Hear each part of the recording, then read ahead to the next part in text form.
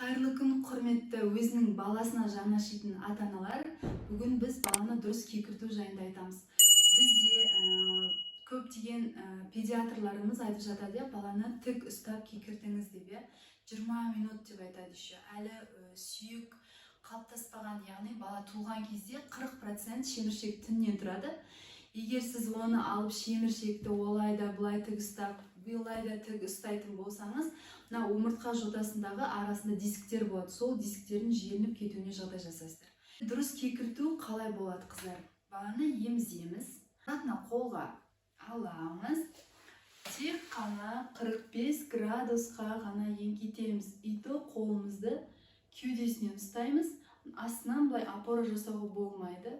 И бір қолымызды кішкене мынау жамбастың үстінен істейсіз. Егер астынан ұстайтын болсаңыз, кәдімгі тік ұстағанмен бірдей әсер болады. Омыртқа кәдімгі күш түседі. Егер қатты ұстай алмай барсаңыз, мына жеріне ұстайсыз. Бірінші, екінші үстінен ғана ұстайсыз. Міне осы әдіс дұрыс кекірту техникасы болып саналады. Бұл баланың беліне ешқандай нагрузка түсірмейді.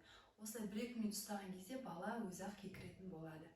Егер видеом пайдалы болса, достарыңа жібер, және де осы жерге комментарий жазуды ұмытпа.